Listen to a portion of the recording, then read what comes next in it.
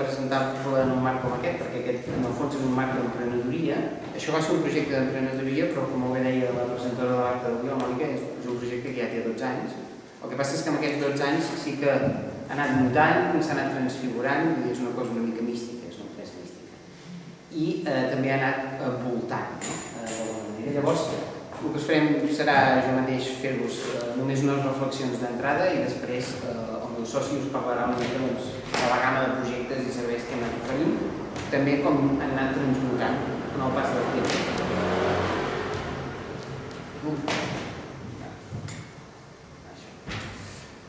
Només unes reflexions d'entrada. Per què es va crear l'empresa?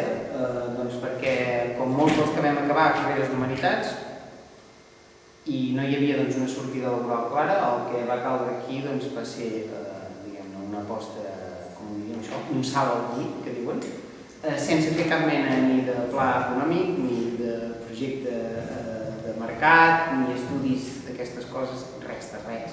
Vam fundar l'empresa i el que vam fer va ser, a partir simplement d'alguns contactes i de gent que coneixíem de la pròpia facultat, d'altres àmbits, moure'ns, i en molt poc temps ja teníem projectes de molt diversa índole, com us explicarà en Joel. Era una idea en acabar, en aquest cas, els estudis, jo soc el soci més antic de l'empresa, d'Història de l'Art. Dius, acabes d'Història de l'Art, què fas? Doncs te'n vas professor, te'n vas, si pots, te'n vas a treballar en un museu, hi ha gent que s'ha dedicat a les companyies d'assegurances perquè és un camp que moltes vegades els peris d'assegurances no saben com tassar o calcular una col·lecció d'art d'una casa. Això era una altra cosa. Era a dir, feia poc que estaven començant a sorgir empreses del sector humanitat, sector, en el nostre cas, patrimoni cultural, i era a dir, provem-ho. I l'objectiu, bé, és clar, és traslladar tot el coneixement que pots haver adquirit al llarg de la carrera i després en els anys posteriors i aplicar-lo en totes les coses de l'àmbit quotidià i també turístic, educatiu, etc., que fos possible fer-ho. D'alguna manera ha funcionat, perquè si avui som aquí des del 2002, vol dir que alguna cosa devem haver fet o sobreviscut.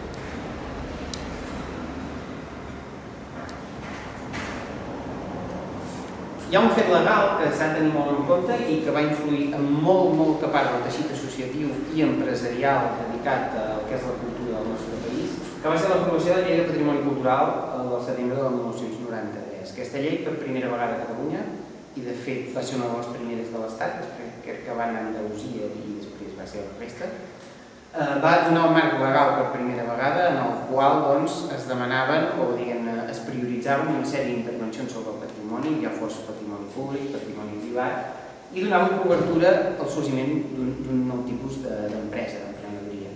Els casos més típics, que segur que molts en coneixeu, són empreses d'arqueologia, van tenir molta feina, sobretot durant la bombolla immobiliària, perquè com que tothom construïa, feien fonaments, trobaven de tot i tothom va estar treballant com bojos durant 7 o 8 anys. Clar, tot això s'ha acabat. Quan va passar amb l'extinció dels dinosaures, quan es van extingir els dinosaures, que eren les coses més grans, només van sobreviure les rates i uns quants mamífers en pèl. Nosaltres som rates i mamífers en pèl, que hem sobreviscut tot aquest procés. I, òbviament, l'hem hagut, com ens deia, de transformar. Transformar no només temàticament, Joel no parlarà, sinó també geogràficament.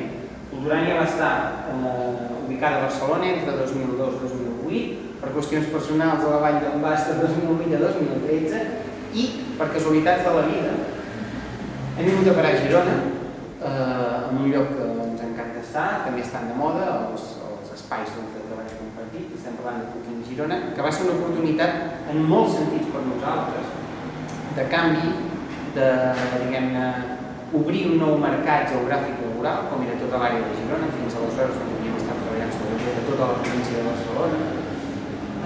I per altra part, al ser un espai de treball compartit i amb moltes afinitats amb molta de la gent que està allà dins, realment hem creat sinergies amb molts dels professionals que hi ha. Defensem sempre aquest treball en xarxa, perquè el treball en xarxa és invencible. En canvi, les grans estructures empresarials tard o d'hora sempre s'acaben. I en aquest sentit estem molt feliços i contents de tot el que ha succeït a Cooking. A més, si en una empresa de patrimoni cultural, imagineu-vos, estem en un palau del segle VII. No hi ha ni una sola empresa d'això que coneguem nosaltres a l'Estat, però els sud de França tampoc, que estigui en un lloc com aquest. O sigui, que aconsegueixes, nosaltres ens ha anat molt bé, poder estar en un lloc que gairebé és com targeta de presentació de les nostres activitats. Dit això, només una reflexió final per part meva. Com que el Bòlit és un centre dedicat a la creació contemporània, bàsicament, nosaltres el menys que fem són coses relacionades amb la creació contemporània. Tot el que tractem solen ser temes de l'any 1900 cap endarrere. No n'hi ha res de 1900 cap endavant. Però tal vegada la gent del Bòlit, i potser pocs dels que estem aquí presents, sabeu que aquesta església, que és l'església de Sant Nicolau, un edifici que deu tenir 800 anys, segurament, era l'església, parròquia preferida d'uns professionals de la ciutat que van ser els grans emprenedors del segle XIII i XIV, que van ser els picapedrers. Si per alguna cosa Girona artísticament haurà passat a la història, és gràcies a haver estat una de les fàbriques de pedra i exportació de pedra més al·lucinants de tota la història europea, no catalana, europea. Aquesta era, per dir-ho així, la parroquieta dels emprenedors pedrers. Vull dir que fa una certa gràcia que 800 anys després ens trobem aquí parlant de projectes d'emprenedoria des d'un altre punt de vista i amb molta tecnologia. El company del Procent ha marxat. Bé, doncs com que ha marxat faig una altra reflexió. És molt interessant pensar que els suports en paper han mort. De moment, el paper és l'únic suport de transmissió d'informació que ha sobreviscut als nostres dies. El paper i, òbviament, l'epigrafia en pedra. No sé si cap dels presents estem disposats a dir que algun d'aquests suports que avui fem servir sobreviurà d'aquí 800 anys. Està bastant clar que no. I deixo només una petita reflexió que va fer un autor americà presentant el seu llibre, que era Jonathan Franzen, presentant un llibre que es diu Llibertat, un periodista, estaven asseguts en una tarima, i un dels periodistes que assistia li diu: bueno, escolti, vostè ha editat aquest llibre en format paper, i va fer el comentari: el paper ja està mort, els llibres els publicarem per tauletes. I l'home se'l va quedar mirant, l'autor va agafar el llibre i el va llançar al mig de la sala i va rebotar per terra. I li va dir: ara vostè agafi l'iPad i faci això que jo acabo de fer. Per tant, ens tocarà molt de temps i sincerament nosaltres ho esperem conviure amb tots els suports possibles, fins i tot alguns que romanen inalterats i segueixen sent espai per exemple, parlar de contemporani. I ara en Joel us explicarà què fem amb l'empresa.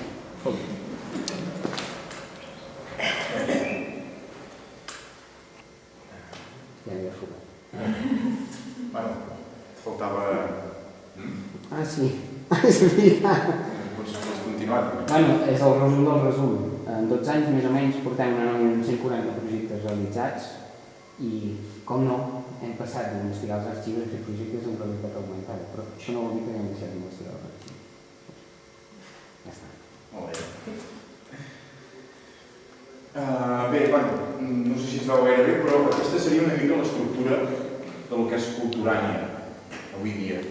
També el cas temps enrere, que d'aquestes 4 potes, bàsicament, ens basàvem, com ha dit molt bé Miquel Àngel, doncs, bàsicament en una, eren els estudis històrics.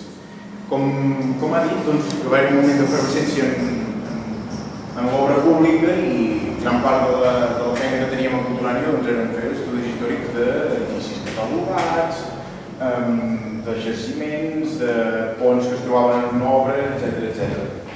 Era una de les grans feines que teníem, bàsicament quasi el 90% de la feina que entrava a l'empresa. Però, clar, ve la crisi, ve la patacada i tothom afecta i com no nosaltres encara no més, no?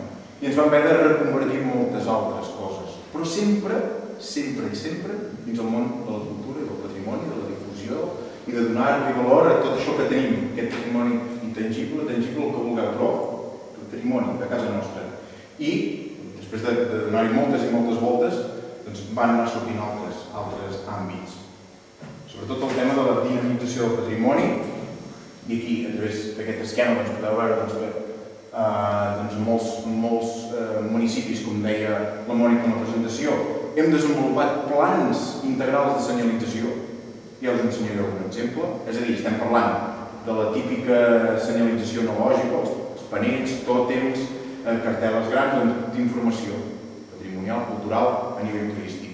Sí, el turisme és un dels sectors en què treballem més a través d'aquesta vertent que és els plans de senyalització i que ho fem des del 0 al 100, és a dir, nosaltres, la nostra especialitat és els continguts, però també coordinem tot el que és tota l'altra feina, que sigui el disseny, les traduccions, les maquetacions de les senyals, fer-les, o sigui, crear-les, donar-los forma, el trasllat i l'instal·lació. Això dona al client, en aquest cas, institucions públiques, ajuntaments, diputacions, una facilitat a l'hora de tenir un producte que és per ells difondre el seu patrimoni, però sobretot donar-li valor, que és el que ens interessa, a un públic en general. O sigui, de fora, que sempre tenim aquesta obsessió de pensar en el turista, doncs que moltes vegades estem difonent patrimoni de la gent del mateix poble de coses que no sap. I aquí apliquem les nostres coses o el nostre valor afegit, que és en temes de recerca. De determinats llocs hem trobat dades inèdites que les hem inclòs a la senyal. Clar que sí. Aquella data de concessió de mercat que no se sabia, l'hem inclòs a la senyalització i de la nit al dia el poble sap en el moment que es concedeix el mercat, per dir un exemple. Però és això, de donar valor al patrimoni i una de les eines que hem cregut oportuna i que, per cert, per la sorpresa nostra, molts pobles n'estan orfes. És d'una bona senyalització dels seus elements, com podria ser Sant Nicolau, però te'n vas a qualsevol altre poble i també veus que falta d'informació. Sí, veus l'edifici, però tampoc no et donen 4 pinzellades del que podria haver. Això és una de les coses que estem treballant i estem treballant molt pel tema del turisme, però també estem treballant en temes de diagnosi, informes, fulls de ruta a nivell turístic, doncs també ens venen molts pobles i diuen, bueno, nosaltres tenim aquest patrimoni, sí, el tenim aquí, fa molt de temps, però com el donem valor? Doncs no només amb la senyalització, doncs es poden fer a través de pàgines web, edició de tríptics, edició de monografies, etc. Doncs els donem una sèrie de pautes, o intentem donar una sèrie de pautes, com per donar més valor al seu patrimoni i, com no, treure un rèdit per tot el poble, a nivell econòmic, a nivell comercial, etc. L'altra vertent, la dinamització, i és raó del que parlava, és la confecció de continguts històrics i culturals. Poden ser per això, per pàgines web, per tríptics, per fulletons, per edicions o monografies locals, etc. Un tercer punt és la coordinació editorial en l'edició de llibres i també en la transcripció documental, tal com deia Miquel Àngel. Jo soc de formació historiador, concretament medievalista, i una de les coses que sabem fer, o intentem fer el més bé possible, és la transcripció de documents. Pot semblar una cosa molt especialitzada, però aquí a vegades ens ha vingut gent fent el seu arbre genealògic. Són coses molt puntuals, però també hi és aquesta necessitat. Gent que necessita fer l'arbre genealògic i tenen tot l'arxiu patrimonial allà que els han deixat els avis i si, no sé, si que fa al revés o així. Nosaltres intentem fer una bona lectura, una bona transcripció i treure les dades que li puguin servir a ell. Això és una cosa molt puntual, però també l'edició de llibres. Hem fet llibres de Sant Pere de Besalú, Sant Vicenç, o també el 700 aniversari de la fundació de l'Hospital de Figueres. Quina feina hem tingut aquí? Com a autors, però també sobretot la de coordinació. Coordinar autors, disseny, maquetació, traduccions. Una mica també un projecte global com pot ser la senyalització aplicada en el llibre. La quarta pota de Culturània és, com no, el tema dels museus i exposicions. També hi hem treballat i estem treballant actualment. Elaborem projectes museogràfics, museològics i la coordinació i realització d'exposicions a nivell temporal, exposicions temporals o efímeres. Hem estat treballant i treballem en projectes museogràfics totals de tot un museu. La confecció des del text hi ha d'anar-hi aquella cartel·la a l'edició que siguin audiovisuals, pantalles tàctils, els continguts, qui ha de portar aquesta pantalla, quins formats han de tenir, la distribució dins l'espai, el disseny, etc. Els projectes museològics, temes de conceptes, donar vida o donar argument a determinats centres d'interpretació, es poden tirar per aquí, aquí, es pot estirar més aquest tema, l'altre, urbanitzar-ho, en definitiva, i com no, doncs, la coordinació i organització d'exposicions temporals també, a nivell de coordinació i també a nivell de concepte i en el tema d'això, bàsicament de les exposicions temporals, és una de les coses que hem treballat últimament.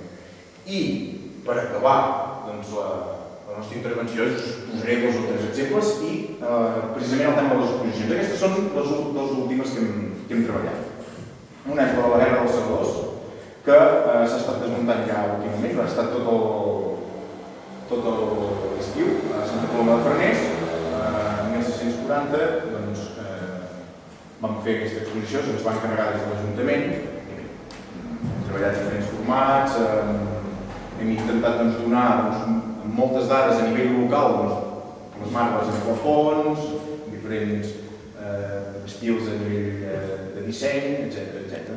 L'altra és una exposició a Roses sobre el boom turístic. Ja veieu, a nivell cronològic això és el que deia, abans de 1900, però en aquest cas sí que hem entrat. És potser dels pocs exemples, Miquel, és dels pocs exemples i que n'hem estat molt contents. Una exposició que hem treballat amb gent del Cooking i que estem molt contents perquè ha donat un bon resultat i és un tema que tampoc hi estàvem gaire basats, però creiem que ha sortit un bon producte. En aquest cas era parlar sobre el boom turístic dels anys 60 i 70 a la Vila de Roses. I, abans que també hi insistim molt, 2 exemples sumaris sobre la serialització.